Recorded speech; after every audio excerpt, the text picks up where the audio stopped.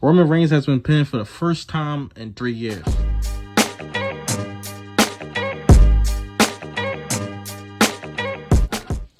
Hey, what's up, guys? Welcome back to my channel. I'm Rashawn427, and actually today what we're doing is a Money in the Bank 2023 review, and this is actually a Money in the Bank 2023 from July 1st, 2023, from London, England, the O2 Arena, from the 18,000 people sellout crowd. And this is a very interesting night. I'll go into everything on the show, and let's start off right now. Let's get right into it. First match on the show was actually the men's Money in the Bank ladder match, and this had Damian Priest, Butch, LA Knight, Logan Paul, Ricochet, Santos Escobar, and Shinsuke Nakamura. Now going into this, LA Knight, he was my guy. He was the one I picked. He was the one I wanted, and you know, the crowd was actually going crazy for him. He probably got the loudest reaction out of anybody. To be honest, probably him and maybe Cody but he probably got a lot of reaction to anybody on the show, to be honest. But this was a great match. I mean, there's so many great spots. That Logan Paul and Ricochet spot, I mean, it got to be setting a match up at SummerSlam. I mean, I don't know why they keep having to do spots and then not setting up a match between the two. I mean, it just really just doesn't make sense. They have to fight at SummerSlam at this point. If they don't, I'll really be shocked at this point if they actually don't fight at SummerSlam. But Damian Priest actually picked the victory. Storyline-wise, this is the best choice, to be honest. This is the best choice storyline-wise. But I really wasn't thinking that way. I was even thinking Logan Paul. Actually, Logan Paul and LA Knight were like the top two guys. Damian Priest was a third for me. I just didn't think they were going to actually go with him. Now, there was a lot of reports that Triple H wanted LA Knight and Vince McMahon wanted Logan Paul. So they actually went with Damian Priest to edge it out. I don't really know if that's true, but I just think that they actually went with Damian Priest, and it's the best story. Now, will they actually put a world title on him? That's up in the air, because of course you get the money back, especially in the past recent years. Doesn't mean you're going to be a world champion. It's not. It never was guaranteed, but back then it was more guaranteed than it is now. And another thing is, you can cash in for a mid-card championship. So he might cash in on random SmackDown against Austin Theory and win the United States Championship. So it's just, I don't know why they added mid-card championship, but Damian Priest definitely adds a lot of he has a lot of intrigue to Monday Night Raw between him and actually Finn Balor. I think that'll be great. That'll be a great storyline. Of course, it's going to bring the demise of the Judgment Day, probably, most likely. But Damian Priest picked up the victory inside of a great match. I think this is probably the best match on the show. Just to me personally, I think this was the best match. This is the one I actually loved the most. The main event was fantastic too, but I think this was actually the best match on the show right here. With Damian Priest picking up the victory. I actually get to Damian Priest later on the show as well. But next up, let's get into this tag team match. I'm just going to make this quick. Liv Morgan and Raquel Rodriguez versus Ronda Rousey and Shayna Baszler. Really didn't make any sense what they did inside this match. You had Shayna turn on Ronda Rousey, but then there's all this talk that they want to bring prestige and stuff to the Women's Tag Team Championships, but then you drop it from in their first pay-per-view title defense, and then now you're having a feud. Now, I don't know if they're going to have a match at SummerSlam, probably, because I just don't see them leaving Ronda Rousey off SummerSlam, but do I care? No. Liv Morgan and Raquel Rodriguez are the Tag Team Champions now. I still don't care about any of this. Like, just to be honest, I just want to get rid of the Tag Team Championships for the women's, period. I mean, this whole thing is just annoying and just kind of stupid at this point. I'm pretty much just done with it at this point. And Ronda Rousey and Shayna Baszler, I don't care about that feud. Where do Liv and Raquel go at this point? I really don't know. We'll just have to see about that. But yeah, we got new Tag Team Champions. Does anybody care? No. Third match on the show, Gunther versus Matt Riddle. Now, this was a decent match. You know, just run-of-the-mill type stuff. They worked on the leg, of course. That's what we knew that they were going to do. Gunther is fantastic. Matt Riddle is great as well. But this went exactly how we thought it was going to go. He actually won with like an ankle lock submission hold. Matt Riddle actually tapped out. But it went exactly how we thought it was actually going to go. It was a pretty decent match. Really nothing great. Not one of Gunther's best matches, but it was a pretty decent match right there between him and Matt Riddle. I could see them fighting again. Coming up inside the future, like on an episode of Monday Night Raw, him getting his rematch. But definitely Drew McIntyre returning. That's where this actually is going. That's where this actually is leading to inside the future with Drew McIntyre returning. That's what it's leading to. I don't know if they're dropping something now. I don't know when he breaks the Honky Tonk Man's record, Gunther. I really don't know when he actually breaks it, because I think it's after SummerSlam. It's in September.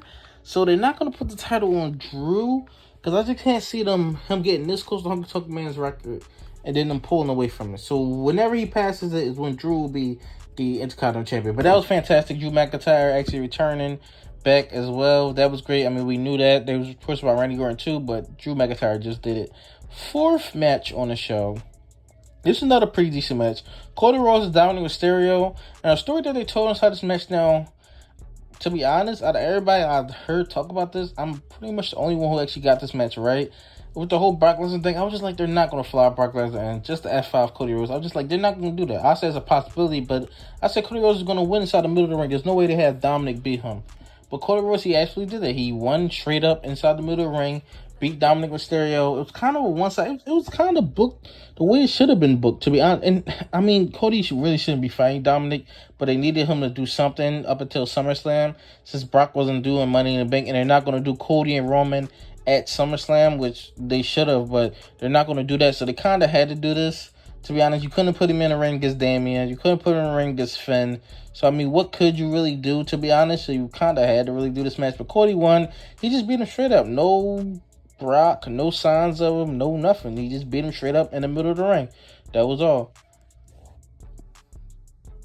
And actually, John Cena actually returned. And he actually basically just said that he actually wants to do WrestleMania inside London and stuff like that. And I think that definitely going to happen. They're doing a bunch of shows in the UK where it actually take place. Wembley or, I mean, I don't know if they have another stadium. I really don't know what they have over there.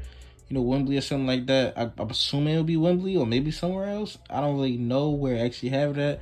If they actually put it in UK, it could be basically anywhere. But probably Cardiff, I would assume.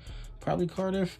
But yeah, then Grayson Waller actually came out, stuff like that, stupid stuff. But yeah, it was really, really cool to see John Cena. I was absolutely shocked. I thought he was setting something up for SummerSlam, son, which I think he still is, for him to show up and stuff like that. I don't really know for sure, but I think he probably going to, it's just reports all year he's going to be at SummerSlam, so we'll just actually see about that. Women's Money in the Bank ladder match. This was another great match. This exceeded my expectations. To be honest, I didn't have any expectation going into this match.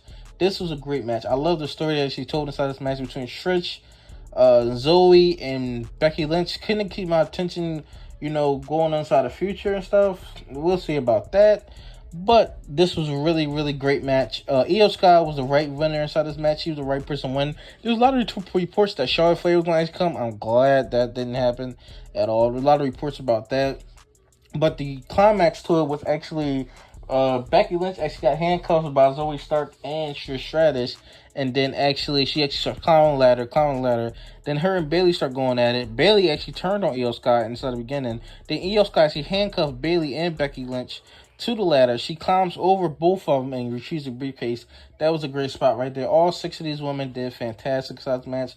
This was a really, really great match. This match delivered. A lot of these matches delivered. This wasn't really one bad match on the show at all. And that's what I can say about each and every pay-per-view for WWE this year. And let's get into double main event, I guess. The World Heavyweight Championship match. This was interesting. It was decent. It was just decent. The World Heavyweight Championship, to be honest, I don't know when Seth is going to main event a pay-per-view.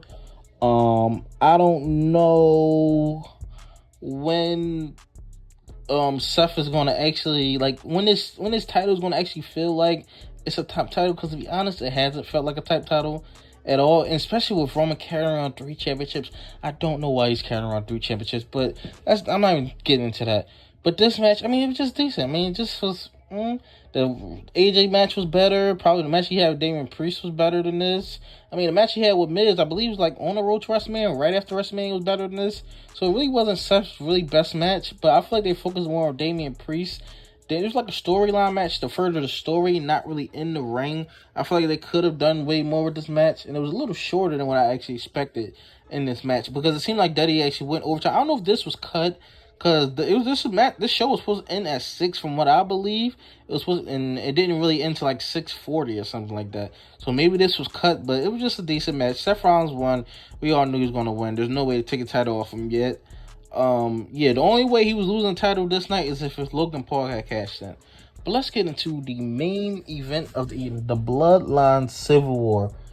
The Usos, Jimmy and Jey Uso versus the Bloodline, Roman Reigns and Solo Sikoa.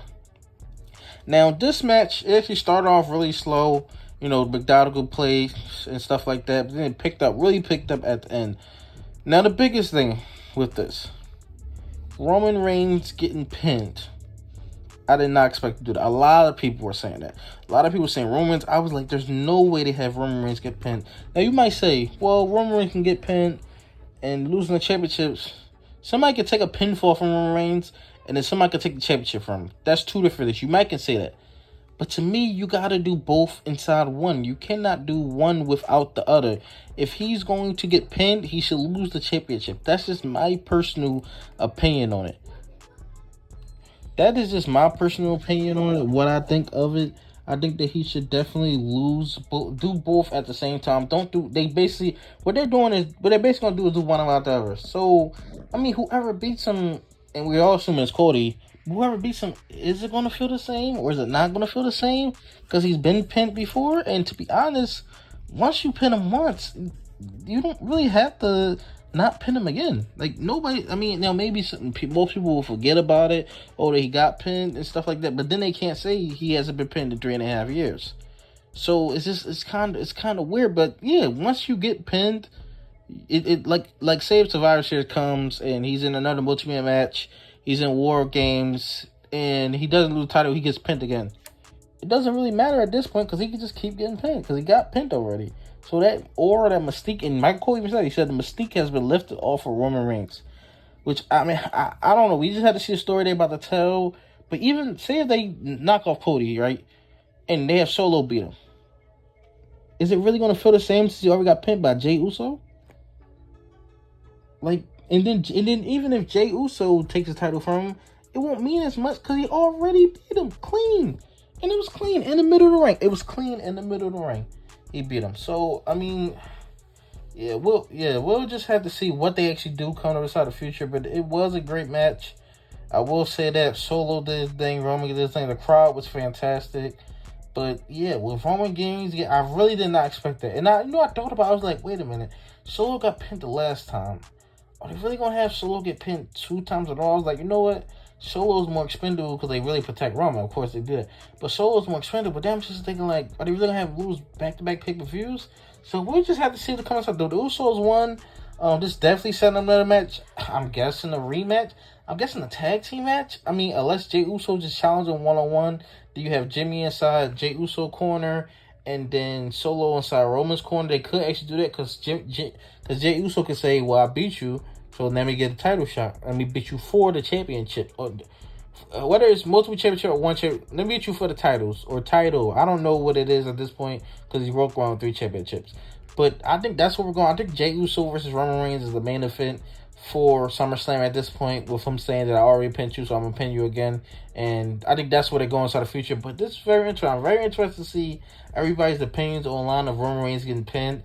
I did not expect that to happen here. I mean, at least at SummerSlam, he gets pinned by one of them, or at least, like, I really did not expect Roman Reigns to get pinned tonight. I really did not expect that. I know some people brought up the possibility. I was like, there's no way they do that to their top guy, but they did it. But tell me your thoughts in the comments below. What do you think about this whole card? What do you think about Roman Reigns getting pinned? Like, comment, subscribe. Thanks for watching.